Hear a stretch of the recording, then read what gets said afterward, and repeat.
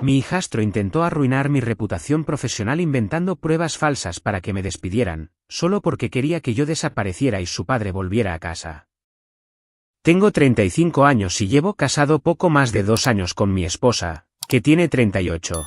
Nos conocimos en una conferencia sobre salud pública en Dublín. Yo soy ingeniero ambiental, ella trabaja en administración hospitalaria, y desde el principio hubo una conexión fuerte, de esas que no se ven venir. Nos tomamos nuestro tiempo, salimos por más de un año antes de decidir vivir juntos, y eventualmente casarnos. Hasta ahí, todo suena bonito. Pero la historia no empieza ahí, sino cuando conocí a su hijo de 16 años. Para mantener la privacidad, digamos que se llama M. M ya vivía con ella desde hacía años, después de que se separara del padre, un tipo del que solo escuché cosas negativas. Infidelidad, deudas, abandono emocional, ese combo. Pero la relación entre M y su madre era muy estrecha, más que lo típico. Al principio me pareció tierno. Ella había estado sola con él desde que tenía 9 años, así que habían formado algo como un equipo. Pero pronto me di cuenta de que esa cercanía tenía matices incómodos. M no parecía aceptar que su madre pudiera tener una vida propia. Y yo, al parecer, era la encarnación de ese problema. Desde que me mudé a su casa en las afueras de Manchester, en un vecindario tranquilo con casas pareadas y gente que saluda al pasar, la tensión fue palpable. Nada abierto, nada escandaloso. Pero estaba ahí. Miradas frías, monosílabos, portazos estratégicos, cosas pequeñas, pero acumulativas. Yo intentaba mantenerme al margen. No quería hacer de esto una guerra. Incluso llegué a pensar que podía ganarme su respeto si simplemente le daba tiempo. Spoiler, no funcionó. Con el paso de los meses, M se volvió más hábil con su hostilidad. Ya no eran solo gestos. Empezó a hacer comentarios pasivo-agresivos en la mesa, frente a su madre, que claramente no sabía cómo manejarlo. Comentarios como debe ser genial tener un padrastro que nunca está en casa o quizás si alguien más supiera reparar cosas, no tendríamos que pagarle a extraños. Yo trabajo mucho, sí. Pero eso no me hace menos parte de la familia. O eso pensaba. La gota que derramó el vaso, o eso creía yo en ese momento, fue cuando mi esposa me pidió que llevara a M a su entrenamiento de fútbol un sábado por la mañana. Ella tenía turno en el hospital y no podía llevarlo. Acepté, por supuesto. Era una oportunidad para compartir algo con él.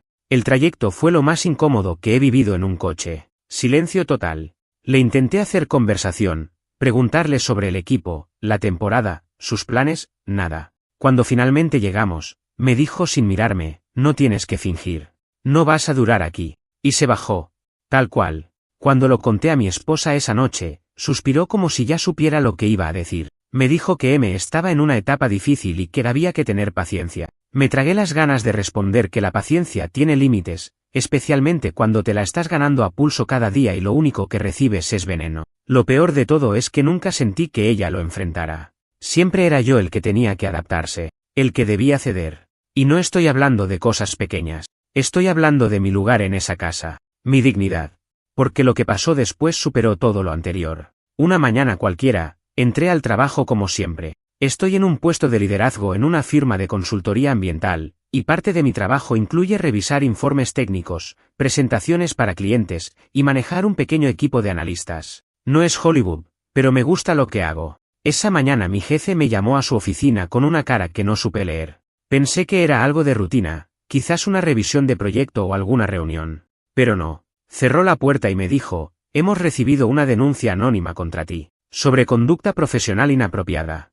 Aparentemente, compartiste datos confidenciales de un cliente con un tercero sin autorización. Me quedé en blanco. Jamás, y digo jamás, he hecho algo remotamente parecido. Es más, soy el tipo de persona que revisa 3 veces un correo antes de enviarlo. El tipo que guarda archivos con contraseña aunque no sea obligatorio. Me sentí como si me hubieran disparado en el estómago. No sabía qué decir. Mi jefe, por suerte, también se notaba escéptico. Me dijo que no creía que fuera cierto, pero que la denuncia había llegado con evidencia, capturas de pantalla de correos supuestamente enviados desde mi cuenta personal.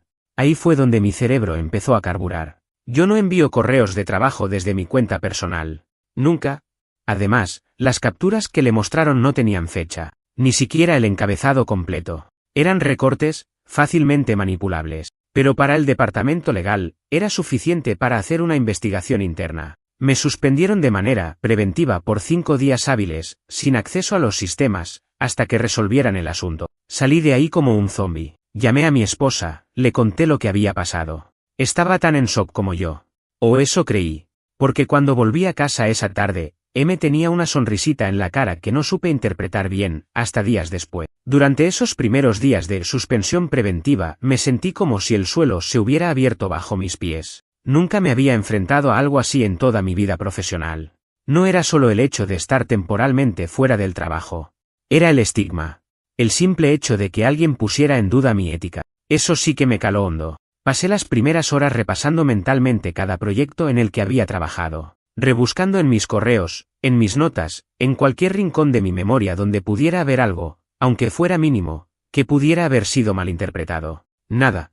Ni una sola falla. Y entonces me di cuenta, si eso no existía, alguien había tenido que fabricarlo. No me tomó mucho llegar a una sospecha concreta. Mi cuenta personal, la que supuestamente fue usada para enviar los correos filtrados, estaba conectada a la laptop que uso en casa.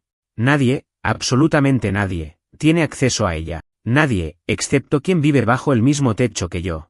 Y en esa casa, solo hay una persona que ha demostrado no tener el menor reparo en querer verme fuera, M. No quise sacar conclusiones sin pruebas, pero algo en su comportamiento me empezó a hacer ruido. Demasiado tranquilo, demasiado satisfecho con la situación. Como si estuviera esperando a ver si me largaba de una vez. Empecé a observarlo más atentamente. No que fuera difícil, él no se molestaba en disimular nada. Esa semana se le notaba hasta más animado, como si se hubiera sacado un peso de encima. No es que lo dijera, pero lo proyectaba con cada gesto. Mi esposa intentó animarme, pero su ansiedad era palpable. Llevábamos tiempo con diferencias sobre cómo manejar la actitud de M, y ahora esto, bueno, era como ponerle gasolina al incendio. No lo dijo en voz alta, pero yo sabía que en su cabeza había empezado a crecer una duda, ¿y si yo había hecho algo mal de verdad? No la culpo. No cuando llevas años viendo cómo alguien manipula tu percepción poco a poco. Ella llevaba años sola con ese chico. Cuando el padre de M desapareció de la ecuación, ella hizo todo lo posible por mantener su vida estable. Doble turno. Renunciar a ascensos por no poder viajar. Pagar la secundaria privada con ayuda de un préstamo. Sacrificios reales. Y ahora que finalmente había encontrado un poco de paz a mi lado, su hijo estaba haciendo todo lo posible para arruinarlo. Día 3 de mi suspensión. Me llegó un correo del área de IT de mi empresa. Estaban investigando los metadatos de los correos. Querían saber si yo tenía idea de cómo ese supuesto email desde mi cuenta personal había sido enviado desde una dirección IP diferente. Ahí fue cuando supe que la verdad estaba por salir a flote. No respondí el correo de inmediato. Me fui al historial de actividad de mi laptop personal, revisé las sesiones activas, la sincronización con otras IPs, y ahí estaba. 2 inicios de sesión desde la red de casa, en horarios en los que yo ni siquiera estaba. Uno fue a las 2:22 un miércoles en que estuve todo el día en la oficina. El otro, un sábado por la mañana, cuando estaba de camino a visitar a mi padre en LED. En ese momento todo cuadró. M había usado mi laptop. Había entrado en mi cuenta de correo, no tenía clave. La sesión ya estaba iniciada, y había creado correos falsos, armados cuidadosamente para parecer filtraciones. Usó vocabulario técnico que, ahora que lo pienso, solo podría haber aprendido escuchándome hablar por teléfono o leyendo cosas que dejaba abiertas. Tomó capturas, las recortó, y las mandó de manera anónima a mi empresa. Todo con tal de joderme. Sé lo que estás pensando, ¿cómo un adolescente llega a ese punto? No tengo la respuesta exacta. Pero lo que sí tengo claro es que esto no fue un impulso, fue planeado, fríamente. Porque a diferencia de un berrinche o una pelea, esto fue algo que requirió tiempo, recursos, y sobre todo, una voluntad deliberada de hacer daño. Cuando se lo conté a mi esposa esa noche, esperaba que me creyera. Y lo hizo, pero su reacción no fue lo que yo había anticipado. Se quebró. No de rabia, sino de pura tristeza. Se encerró en la habitación y lloró durante horas. No supe si era por mí, por M, por ella misma, o por todo a la vez. A la mañana siguiente, bajó las escaleras con los ojos hinchados y me dijo algo que no voy a olvidar nunca: ya no sé quién es mi hijo. No hablamos más de eso ese día. Pero a la tarde, mientras M estaba en su cuarto con los auriculares puestos, ella me pidió que le mostrara las pruebas. Se las mostré. Revisamos los logs de la laptop, los horarios de conexión, los rastros digitales que quedaban. Todo. Y cuando terminó, simplemente asintió. No dijo nada más. Esa noche, mientras cenábamos en completo silencio, mi esposa le pidió a M que apagara la Play y bajara. Le dijo que quería hablar. Él bajó con la habitual mezcla de indiferencia y fastidio. Se sentó al otro extremo de la mesa, agarró el vaso de agua, y preguntó qué pasó ahora. Y fue entonces cuando ella, sin levantar la voz, sin llorar, sin titubear, le dijo, sé lo que hiciste. Se hizo un silencio tan espeso que sentí que el aire se volvió denso. Él intentó hacerse el desentendido al principio. Dijo que no sabía de qué hablaba, que quizás estaba exagerando, que alguien más podría haber usado mi laptop. Lo típico. Pero ella no cedió. Le mostró los datos, las IPs, los horarios, la imposibilidad de que fuera otra persona. Y finalmente, después de casi una hora de discusión, lo admitió. No se disculpó. No lloró. Simplemente dijo, no pensé que encontrarían cómo probarlo. Mi esposa se desmoronó. No físicamente, pero fue como si algo dentro de ella se rompiera en 1000 pedazos. Nunca la vi así. No hubo gritos. No hubo portazos. Solo ese vacío tremendo que se instala cuando se acaba algo que llevaste años tratando de mantener a flote. Esa noche dormimos en cuartos separados. Al día siguiente, el silencio se convirtió en rutina. M bajó a desayunar como si nada. Ni una palabra sobre lo de la noche anterior. Ni una disculpa. Ni siquiera una mirada de remordimiento. Abrió la nevera, se preparó una tostada, y se fue a su cuarto. Como si no acabara de confesar que intentó sabotear el trabajo del esposo de su madre. Lo más jodido de todo es que yo no podía hacer absolutamente nada. No podía echarlo. No podía gritarle. No podía imponer autoridad sin parecer el adulto agresivo de la situación. Porque esa es otra cosa, hay una línea muy delgada entre protegerte y convertirte en el tipo que arruina aún más la dinámica. Y aunque me costara aceptarlo, yo todavía amaba a su madre. Quería que esta familia funcionara. Pero después de eso, ya no sabía si era posible. Me pasé esa mañana en el estudio de casa, sin rumbo. Revisando viejos archivos, borradores, cualquier cosa para no pensar. Pero lo único que se me venía a la cabeza una y otra vez era esa frase, no pensé que encontrarían cómo probarlo. No había culpa ahí, solo frustración por no haber sido más astuto. Mi esposa tampoco salió del cuarto. Literalmente no cruzamos palabra hasta casi las 6 de la tarde. Escuché pasos en las escaleras, y después la puerta de la cocina. Fui hasta allá, sin saber bien por qué, y la vi sirviéndose un té. Me miró, pero no dijo nada al principio. Solo después de un largo silencio, murmuró, voy a hablar con su padre. Yo sabía que ese nombre flotaba como un fantasma en esta casa. Nunca hablaban. Él había sido un pésimo esposo y un padre ausente. Pero por primera vez desde que lo conocí, ella estaba considerando ponerlo al tanto. No porque creyera que él pudiera ayudar, sino porque ya no sabía con quién más contar. Lo llamó esa misma noche. Pude oír la conversación desde el pasillo. No porque estuviera espiando, aunque, si somos honestos, estaba atento, sino porque su voz temblaba tanto que era imposible ignorarla. Le explicó lo que había pasado. No en detalle técnico, pero con suficiente claridad para que él entendiera la gravedad. ¿Y sabes qué fue lo primero que ese cabrón dijo? Debe ser tu culpa. No preguntó cómo estaba su hijo. No quiso saber qué había hecho exactamente. No preguntó si necesitábamos ayuda. Solo soltó un siempre fuiste blanda con él y cortó la llamada después de un par de frases más. Me dieron ganas de estrellar algo contra la pared. Me había pasado años idealizando a ese hombre, a ese modelo de padre que nunca estuvo. Y ahora, cuando su madre más lo necesitaba, él ni siquiera fue capaz de ofrecerse a hablar con su propio hijo. Ni una visita, ni una llamada de seguimiento. Nada. Fantasma total. Eso terminó de romper algo en ella. Yo la vi. Caminaba por la casa como si el aire pesara. Se encerraba en el baño con la ducha encendida aunque no se metiera. A veces, simplemente se quedaba mirando por la ventana del living como si esperara que todo lo que la rodeaba desapareciera. Pero lo que más me dolió fue lo que dijo el domingo, mientras doblaba la ropa en la sala. No reconozco a mi hijo. No sé si alguna vez lo hice. Y ahí supe que esto iba más allá de una simple crisis. No era solo sobre mí. No era sobre trabajo. Era sobre algo mucho más profundo, la identidad de su hijo, de ella como madre, de su vida misma. Todo se estaba viniendo abajo. Yo, por mi parte, tenía que pensar en qué hacer con mi trabajo.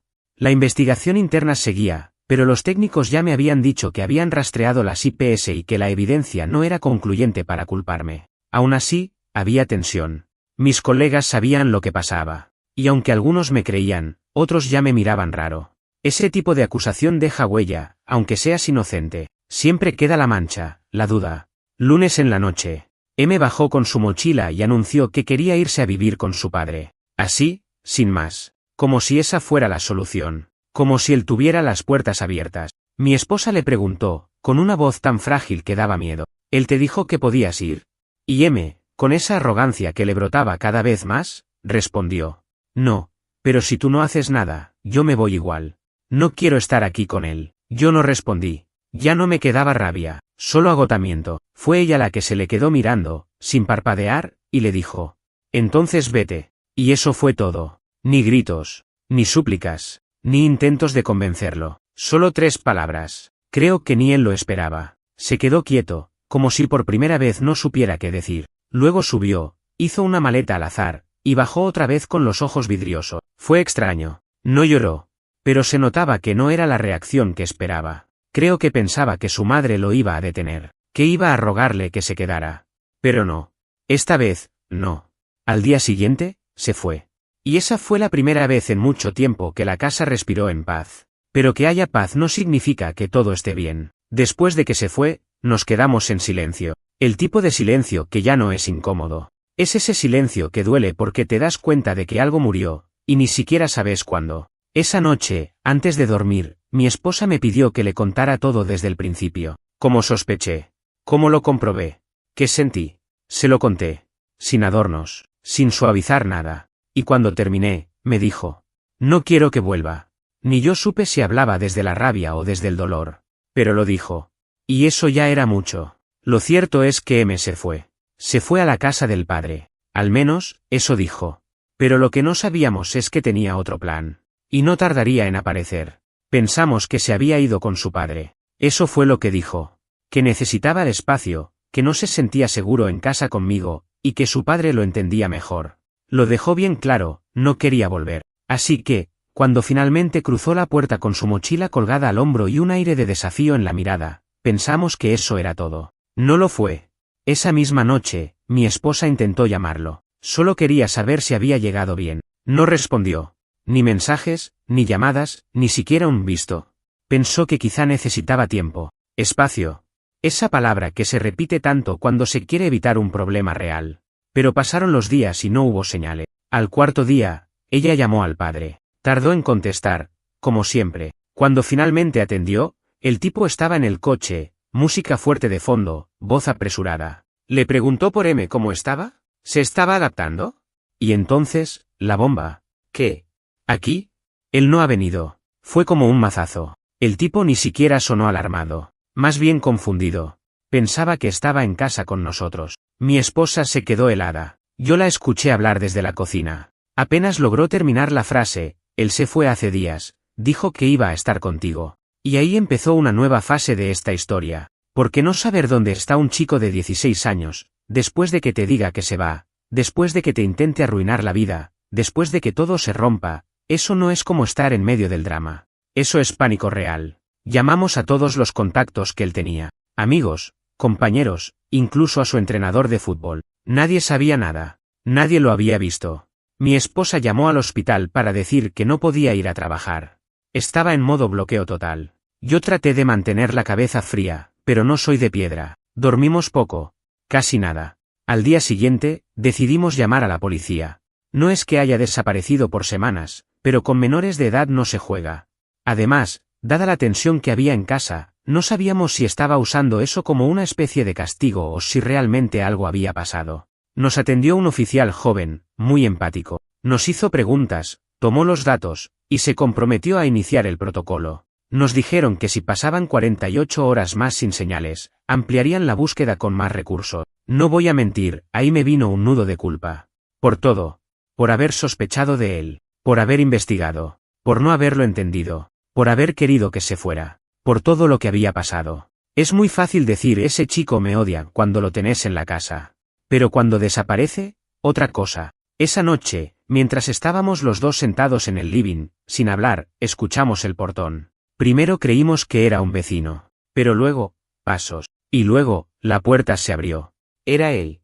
M entró como si nada. Sucio, ojeroso, con la ropa arrugada. Ni una sola palabra. Mi esposa se levantó de golpe y lo abrazó. Él no respondió. Se soltó con indiferencia y subió las escaleras. Así, sin más. Tardamos unos minutos en procesar lo que acababa de pasar. Cuando subimos a hablar con él, estaba tirado en la cama, viendo TikToks en el teléfono. Le preguntamos dónde había estado. No quiso hablar. Solo dijo, en lo de un amigo. Sin detalles. sin nombres, sin interés en explicarse, como si no fuera nada, como si nosotros fuéramos los que habíamos hecho algo malo. Le dijimos que llamara a su padre y también a la policía para cancelar la denuncia. Nos dijo que lo haría luego. Mi esposa insistió. Yo también. Pero fue inútil. Tuvimos que llamar nosotros y explicar que había regresado. Lo peor fue escuchar la frase del oficial: bueno, al menos sabemos que no fue un secuestro, sino otra cosa. Otra cosa. ¿Y qué es esa otra cosa? Manipulación. Castigo emocional. Un intento por parte de un adolescente de controlar a los adultos, porque eso es lo que hace. Me controla. Castiga. Y cuando no consigue lo que quiere, escala. Después de eso, los días se volvieron una rutina espesa. Nadie hablaba demasiado. Él bajaba a comer, volvía a su cuarto. Mi esposa caminaba por la casa como un alma en pena. Y yo empecé a pensar seriamente en irme. No porque no la quisiera. La sigo queriendo. Pero vivir con M es como vivir con una bomba sin cable rojo ni azul. Nunca sabes qué va a detonar y cuándo. Y lo peor, ya no había autoridad. No había castigo posible. No había consecuencia. Esa misma semana, descubrí que había empezado a decir en la escuela que yo lo maltrataba psicológicamente, que lo hacía sentirse en peligro. Una amiga que trabaja como orientadora en otro colegio me escribió y me preguntó si todo estaba bien. No era chisme. Era preocupación genuina. Yo sentí que me faltaba el aire. No por lo que decía, sino porque me di cuenta de que este chico ya estaba más allá del límite. Porque una cosa es que te odie. Otra muy distinta es que esté construyendo un relato donde vos sos el abusador. Y eso, viniendo de un menor, puede terminar muy mal. Se lo conté a mi esposa. Y esta vez, por primera vez, no dudó. Me dijo que iba a hablar con él, que esto no podía seguir así. Que si hacía falta, hablaría con la escuela, con los padres de los amigos, con quien hiciera falta. Porque ya no se trataba solo de una mala relación. Se trataba de integridad, de reputación, de daño real. Esa misma noche, lo sentamos. Le dijimos que sabíamos lo que estaba diciendo. No negó nada. Se encogió de hombros. Bueno, me haces sentir mal. No sé, capaz si es abuso emocional. No supe si reír o llorar. ¿En qué momento llegamos a esto? ¿Cómo se llegó a este nivel de distorsión? ¿Cuándo dejamos de ser una familia en construcción para convertirnos en esto? Esa noche, tomé una decisión. Me fui de casa por tiempo indefinido. No fue un portazo. No fue un ultimátum. Solo un mensaje claro: no puedo seguir viviendo en este entorno. Le dije a mi esposa que me iba a quedar con un amigo por unos días, que necesitaba espacio. Pero también le dije que no podía volver hasta que hubiera cambios reales. Porque ya no se trataba de ser paciente. Ya no era cuestión de entender al adolescente. Se trataba de sobrevivir emocionalmente. Y yo no iba a permitir que me destruyeran en nombre de la familia. Me instalé en el sofá de un amigo. Nada especial. Un departamento de 2 ambientes en el centro de la ciudad, lleno de plantas, cables sueltos y tazas sin lavar. Pero por primera vez en mucho tiempo, dormí sin la sensación de que alguien estaba esperando que me equivocara. Ese primer día fuera de casa no supe qué sentir. No estaba enojado. No estaba triste. Estaba vacío. Me desperté. Preparé un café con leche de almendras que ni siquiera me gusta, y me senté a mirar por la ventana como si fuera una película muda. Por dentro, sentía algo parecido a una resaca emocional. Mi amigo trató de mantener las cosas livianas. Hablaba mucho, hacía chistes, me ponía series para ver juntos, pero cada tanto me miraba como queriendo decirme que no entendía del todo cómo se llega a una situación así. Y la verdad es que yo tampoco. Al tercer día, recibí un mensaje de mi esposa. Nada largo, solo un: ¿podemos hablar hoy a la noche? Le dije que sí. Me llamó a las 9 en punto. Su voz sonaba distinta, más clara, menos frágil. Me dijo que había pensado mucho en todo, que había hablado con la escuela, que incluso había tenido una conversación larga con la madre de uno de los pocos amigos cercanos que M todavía tenía. Y lo que escuchó de esa madre terminó de confirmar lo que ya sabíamos. M estaba fabricando una narrativa. Según esa mujer, su hijo le había dicho que M hablaba seguido de cómo estaba planeando algo grande para sacar a ese tipo de la casa, que había estado buscando formas de hacer que lo echaran legalmente, que incluso había mencionado hacerlo ver como abusador. Mi esposa lloró cuando escuchó eso. Me lo dijo por teléfono sin rodeos. No por vos, por mí. Porque por años me negué a ver lo que se estaba gestando. Fue ella quien dijo las siguientes palabras, no yo. M necesita ayuda. Pero yo no puedo seguir cubriendo sus actos como si fueran rabietas de un chico dolido. Porque esto ya es otra cosa. Por primera vez, estaba dispuesta a ponerle un límite. No para castigar, sino para frenar esa espiral en la que él se estaba destruyendo y arrastrando a todos con él. Me pidió que considerara volver a casa. No de inmediato, pero pronto. Me dijo que había tomado una decisión difícil, que si M no aceptaba ir a terapia, y con eso se refería a comprometerse, no solo probar, entonces él tendría que mudarse. Yo no supe qué decir. Estaba tan acostumbrado a que ella evitara tomar partido que escuchar eso me dejó atónito. Le dije que necesitaba pensarlo, que no se trataba solo de si él iba a terapia o no, que yo necesitaba saber que podía volver a casa sin sentir que era el enemigo. Nos quedamos hablando hasta tarde. No resolvimos nada esa noche, pero fue la primera vez en meses que sentí que había una grieta en esa armadura que ella había construido entre su hijo y la realidad. Al día siguiente, ella se lo planteó a M. Lo supe porque me escribió apenas él se encerró en su cuarto. Me dijo que la charla fue intensa, que él gritó, que la acusó de elegirme a mí, que dijo que se iba a ir, que la odiaba, que nunca más le iba a hablar. Cosas que un chico de 16 años dice sin medir el daño. Pero ella no retrocedió. Le dijo que no era una elección entre dos personas, que era una elección entre enfrentar los problemas o dejar que se pudran. Y que ya no estaba dispuesta a seguir apilando silencio sobre silencio. Esa misma noche, M no bajó a cenar. Pero al día siguiente, dejó un papel en la mesa de la cocina. Con letra apurada y sin firma, decía: voy a probar con lo de la terapia. Pero si vos pensás que eso va a cambiar algo con él, estás equivocada. No era una rendición. Ni mucho menos. Era una concesión mínima. Táctica. Pero al menos era algo. Mi esposa me lo contó por mensaje. Me dijo que no sabía si eso significaba que él realmente quería cambiar, o si solo estaba ganando tiempo, pero que era lo único que tenía para aferrarse. Y me preguntó si eso era suficiente para que yo volviera. No a vivir juntos de nuevo como si nada, sino a estar. A ver cómo reconstruir algo entre todos. Y ahí fue cuando me di cuenta de algo brutalmente honesto, no sabía si quería volver. No porque no la amara. La sigo amando, de verdad. Pero el peso de todo esto me cambió. Me agotó. Me dejó con una sensación de alerta permanente que todavía no se me va del cuerpo. Y lo peor, me hizo desconfiar de un chico al que alguna vez intenté ver como un hijo. Le respondí con sinceridad. Le dije que necesitaba más tiempo, que valoraba que hubiera puesto límite, que reconocía lo difícil que debía haber sido, pero que eso no borraba lo que pasó. Que ella podía creer en las segundas oportunidades, pero que yo no estaba seguro de tener la fuerza para dar una tercera o cuarta. Me agradeció la honestidad. Y no insistió. Durante esa semana, seguimos hablando por mensaje. Algunos días más, otros menos. Ella me iba contando cómo iban las cosas. M fue a su primera sesión. No dijo mucho. Se quedó con los brazos cruzados durante casi todo el tiempo, pero fue. Y eso, en ese contexto, era un gesto. Yo seguía en el departamento de mi amigo. Me incorporé de nuevo al trabajo sin problemas. El informe técnico había concluido que las pruebas eran fraudulentas y que no había ninguna relación entre mi correo personal y la supuesta filtración. Mi jefe incluso me pidió disculpas. Pero el sabor amargo ya estaba instalado. En el equipo. En mí. Una tarde, mientras revisaba unos planos, recibí un mensaje inesperado. Era de M. Solo decía: sé que me pasé. No te pido que me perdones, pero estoy yendo a las sesiones. Lo que haga después depende de vos. Me quedé mirándolo varios minutos. No era una disculpa. Pero tampoco era una provocación. Era lo más cerca que había estado de asumir algo desde que todo empezó. No le respondí. No sabía qué decir. Lo dejé ahí, flotando. Esa noche, soñé con la casa. No con una pelea. No con una escena en particular.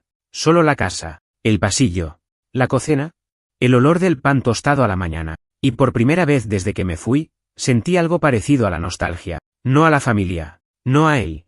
A ella. Volví un sábado. No con una valija. Ni con una decisión tomada. Solo con un bolso de mano, una muda de ropa, y la intención de ver que quedaba en pie después de todo. Mi esposa me abrió la puerta sin decir nada. Me miró como si estuviera viendo a alguien que había muerto hace meses y acababa de regresar. Y en cierto modo, lo había hecho. Porque la versión de mí que vivía en esa casa antes ya no existía. Entré. Todo estaba en su lugar, pero todo se sentía distinto. La casa estaba ordenada, silenciosa, pero ya no tenía esa carga tensa de antes. Era como si el aire hubiera cambiado de densidad. Me ofreció un café, lo acepté. Nos sentamos en la mesa del comedor y empezamos a hablar, sin guión, sin dramatismo. Me contó que M había ido a 3 sesiones de terapia, que no hablaba mucho, pero que el terapeuta creía que no era un caso perdido, que había dolor, que había ira, Pero que también había algo más profundo, una especie de abandono que venía desde antes que yo apareciera. Una herida abierta que él nunca reconoció como tal. Él no te odia, me dijo. Te culpa. Que es distinto. No justifica nada, pero explica un poco. Le pregunté si ella pensaba que todo podía volver a ser como antes. Me miró fijo y respondió sin vacilar. No, pero eso no es malo. Lo de antes era una ilusión. Esto, dijo, señalando la mesa, el café, el silencio, es real. Duro. ¿Pero real? Le creí. Y eso, en ese momento, fue más importante que cualquier promesa. No vi a M ese día. Estaba en casa de un amigo, según ella. Me preguntó si quería quedarme a dormir. Dije que sí, pero que no llevaría mis cosas todavía. Quería tomarlo paso a paso, ver si esa decisión no era solo emocional, sino también práctica. Dormí en el sofá. No por orgullo. No por distancia. Sino porque necesitaba reaprender a estar ahí sin sentir que caminaba sobre vidrio. A la mañana siguiente, bajó M. Fue breve. Me vio. Se detuvo. Me saludó con un hey casi imperceptible. Ni desafiante ni sumiso. Solo, humano. Respondí con un buenos días. Siguió hacia la cocina, preparó cereales, volvió a subir. No hubo más interacción. Pero fue la primera vez que no hubo tensión en el aire. Solo una distancia que, aunque enorme, ya no parecía una guerra. Durante esa semana, fui y vine. Dormía allí algunas noches, otras volvía al departamento. No era una estrategia, era una necesidad. Ir marcando los bordes de lo que podía reconstruirse sin forzar nada. Algunas noches cenábamos los tres en la misma mesa. Él comía en silencio, a veces con auriculares, pero no se iba, no interrumpía, no lanzaba dardos. Y eso, viniendo de donde veníamos, ya era casi un gesto de paz. Una noche, sin aviso, se sentó frente a mí cuando yo estaba viendo un documental en la sala. Ese fue el lugar donde vos trabajaste, ¿no? Estábamos viendo imágenes de un lago contaminado que ayudé a rehabilitar hace un par de años con mi equipo. Me sorprendió que lo reconociera. Sí. Estuvimos ahí como 6 meses. Asintió. Silencio. Luego, ¿por qué no te fuiste? Cuando te hicieron la denuncia falsa. No supe qué decir por un segundo. No por falta de respuestas, sino porque nunca pensé que él preguntaría eso. Finalmente, le respondí. Porque no quería que una mentira me definiera. No dijo nada más. Se levantó y se fue. Pero ahí entendí que algo estaba cambiando. No en mí. En él. Los días siguientes fueron como caminar por un campo minado desactivado. Uno se mueve con cuidado, pero ya no hay explosiones. Empezamos a tener conversaciones mínimas, comentarios sueltos, preguntas casuales. Nada profundo, nada sentimental, pero reales, como si después de todo, algo se estuviera decantando dentro suyo. Y entonces llegó la conversación que lo cambió todo. Era viernes, volví temprano del trabajo. Él estaba solo en casa. Me encontró en la cocina, lavando un plato. Se apoyó en el marco de la puerta y dijo: ¿Puedo preguntarte algo? Asentí. ¿Vos pensás que soy como mi viejo? Me giré para mirarlo. Esa pregunta no venía de un capricho, venía de una grieta. No lo sé, le dije, pero creo que intentaste ser alguien que no sos, para que él te prestara atención. Y eso, si querés saber, es lo más triste de todo. Se quedó callado. No lo negó. No se enojó. Solo bajó la mirada. Yo pensaba que si vos te ibas, todo volvía a ser como antes, murmuró. Que mamá iba a volver a estar conmigo, como cuando éramos solo nosotros. Pero nada volvió. No le dije, te lo dije. No era el momento. Solo le ofrecí un vaso de agua. Lo aceptó. Se sentó. Y ahora no sé qué hacer, dijo. Era la primera vez que lo escuchaba decir algo así. Lo único que podés hacer es lo que estás haciendo, le dije. Seguir yendo a terapia. Dejar de intentar que todos giren a tu alrededor. Y, si querés, empezar a conocerme de verdad. No al tipo que inventaste para culparlo de todo. No dijo que sí. No dijo que no. Pero no se fue.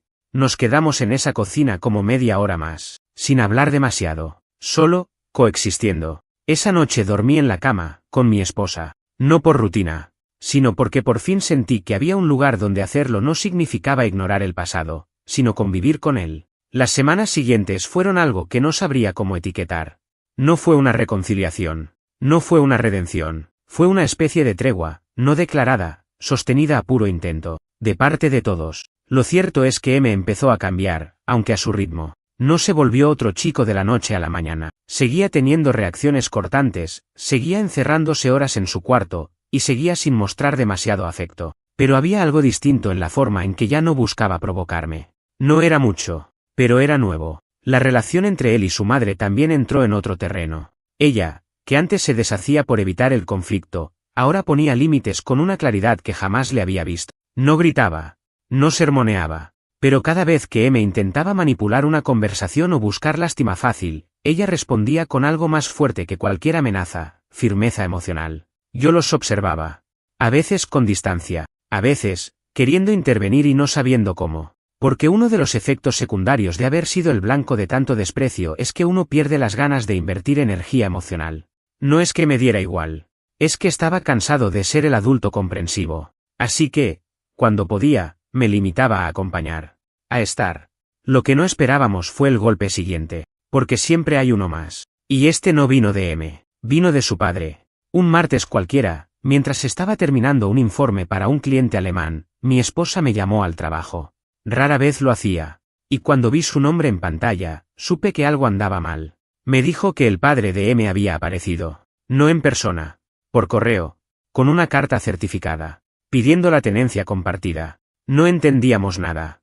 Ese hombre había sido una sombra durante años. Aparecía solo cuando había que firmar algo del colegio, o cuando se le reclamaba alguna cuota atrasada. Y ahora, de golpe, se había transformado en el defensor del rol paterno. Según su carta, M se había desestabilizado emocionalmente por la presencia de un tercero en el hogar, ese era yo, claramente, y consideraba que lo mejor para su desarrollo era estar la mitad del tiempo con su figura paterna original. Nunca, en todos los años que llevo casado, vi a mi esposa tan fuera de sí. No solo por la carta en sí, sino por lo que implicaba, que M había hablado con él, que M seguía intentando jugar una doble partida, que por más que estuviera yendo a terapia, todavía había un pedazo de él que quería echarme por la vía judicial. Ya no con gritos, ahora con papeles. Esa noche fue un desastre emocional. Mi esposa le pidió explicaciones. Él las negó al principio. Dijo que su padre lo había malinterpretado. Que él no pidió eso. Que fue una conversación confusa. Pero cuando ella lo arrinconó, terminó reconociendo que sí, que había llamado al padre unas semanas atrás. Que le dijo que se sentía invadido. Que le dolía vernos juntos. Que pensaba que tal vez podría vivir con él una temporada. No por amor. No por vínculo. Sino porque seguía viendo todo esto como un tablero de ajedrez donde yo era la pieza que sobraba. No hubo gritos. Esta vez fue diferente. Mi esposa simplemente le dijo que estaba harta. Que si él no podía comprometerse con el proceso que había iniciado, la terapia, los cambios, el intento de entender el daño que había causado, entonces ella no lo obligaría. Que podía irse. Pero que si se iba, esta vez no lo estaría esperando en la puerta con los brazos abiertos. M no se fue. Pero se encerró en su habitación 3 días. No comía con nosotros. No hablaba. No bajaba más que para usar el baño. Y aunque parte de mí quería patear esa puerta y decirle que ya era suficiente, otra parte entendía que estaba procesando por primera vez que sus acciones tenían consecuencias reales. No solo con su madre. Con él mismo. El 4.º día bajó. No pidió perdón. No lloró. Solo se sentó en la mesa del desayuno y dijo: no quiero vivir con él. Lo dije enojado. Pensé que si le decía eso, iba a molestarles a ustedes. Mi esposa lo miró. Yo también. Nadie dijo nada. Porque ya no era momento de grandes discursos. Ese día fue a terapia sin que nadie se lo recordara. Y por primera vez, cuando volvió, compartió algo de la sesión. Dijo que hablaron de por qué le costaba aceptar nuestra relación. De cómo sentía que su madre se había ido emocionalmente cuando yo llegué. De cómo, aunque sabía que su padre era un desastre, una parte de él seguía esperando que todo volviera a esa versión idealizada de familia rota. Lo dijo con dificultad. Como quien no está seguro de estar diciendo lo correcto, pero igual lo intenta. Y ahí, en ese momento, fue cuando entendí algo. M no es un monstruo. Es un chico jodido. Con dolor mal canalizado. Con mecanismos de defensa deformados. Con rabia que no sabe dónde poner. Pero no es malo. No del todo. Y si yo me iba otra vez, si me corría del camino, no lo estaría protegiendo a él. Estaría fallándome a mí mismo. Esa noche me quedé despierto hasta tarde. Mi esposa dormía a mi lado. En la otra habitación, un adolescente lidiaba con las consecuencias de lo que él mismo empezó.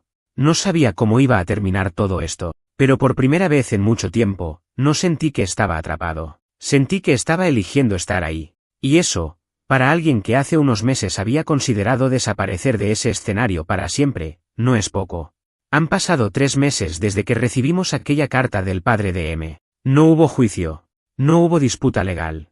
Solo un intento más de interferir en una dinámica que ese hombre nunca ayudó a construir. Ni siquiera tuvo el interés de seguir adelante con el reclamo. En cuanto se dio cuenta de que iba a tener que sostener a su hijo más allá de un gesto simbólico, desapareció otra vez, como siempre. Y eso, por más doloroso que sea, terminó siendo un alivio para todos. Desde entonces, las cosas en casa no se volvieron perfectas, ni cerca. Pero dejaron de sentirse como una batalla sin. El clima cambió. La guerra bajó de intensidad. Las trincheras se vaciaron. Quedaron ruinas, sí, pero también terreno para plantar algo, aunque sea pequeño. M sigue yendo a terapia, sin que lo empujen. Algunas sesiones son más productivas que otras. A veces vuelve más callado, otras con más ganas de hablar. Ha comenzado a interesarse en temas nuevos, música, edición de vídeo, diseño gráfico, cosas que antes no mostraba, probablemente porque estaba demasiado concentrado en defender su papel como víctima. Hemos tenido más conversaciones, algunas incómodas, algunas largas, algunas que no llegaron a nada, pero todas necesarias. No nos decimos te aprecio ni nos abrazamos al final del día, pero al menos ahora se siente como si estuviéramos hablando de verdad, sin armas en la mesa. Hace poco, después de cenar, me preguntó si podía ayudarme con un proyecto personal en el que estoy trabajando, una propuesta de monitoreo ambiental para una reserva en Gales. Le mostré unos documentos, unas gráficas. Me sorprendió lo atento que estaba. Hizo preguntas. Anotó cosas. No por quedar bien. No para fingir. Solo por curiosidad. Después de una hora, me dijo algo que me descolocó. Antes, todo lo que hacías me molestaba. Hasta cómo respirabas. Pero creo que ahora ya no te odio. No supe si reírme o agradecerle. Terminé haciendo ambas cosas, medio torpe. Le dije que eso era mutuo, en parte. Que tampoco era fácil convivir con alguien que está dispuesto a dinamitarte la vida. Él bajó la mirada. Murmuró un ya sé. Y después agregó, casi sin pensarlo. Yo no sé si voy a ser una buena persona. Pero estoy tratando. Y eso fue lo más sincero que alguien me dijo en mucho tiempo. Mi esposa lo escuchó desde la cocina. No intervino. No hizo de eso una escena. Solo me miró cuando M subió a su cuarto, y dijo. Eso ya es mucho más de lo que pensé que íbamos a conseguir. No hace falta aclarar que ella también está yendo a terapia. No por él. Por ella. Por todo lo que dejó de ver durante años. Por las veces que cedió demasiado. Por las veces que se culpó sin razón. Y por las veces que también la cagó, como todos. Nuestra relación, la de ella y yo, está en un lugar extraño pero firme. Sin promesas vacías. Sin repetir que todo va a estar bien. Porque no sabemos si va a estarlo. Pero al menos ahora hablamos con claridad. Y eso vale más que cualquier intento de complacer o suavizar los bordes. Hace poco, me pidió que pensáramos en hacer un viaje. Solo nosotros dos. Un fin de semana. Un lugar cerca, no más de 2 horas. Sin drama, sin planes, solo estar. Acepté. Porque ahora siento que puedo estar. Que tengo ganas. Que ya no estoy sobreviviendo la relación, sino eligiéndola, día por día. M no se opuso. No hizo comentarios pasivo-agresivos. Ni siquiera hizo preguntas. Solo dijo, me voy a quedar en casa de Tom esos días, tranqui. Punto. Ninguna escena. Eso, viniendo de quien hizo todo lo posible para rompernos, se sintió como una bendición silenciosa. A veces me pregunto qué va a pasar en un año. Si esto se va a sostener. Si M va a volver a caer. Si nosotros vamos a aguantar. Y la respuesta es, no tengo idea. Pero aprendí que no todo se puede controlar. Que no puedes protegerte de cada golpe. Que vivir con miedo a la próxima explosión no es vivir. Es congelarse.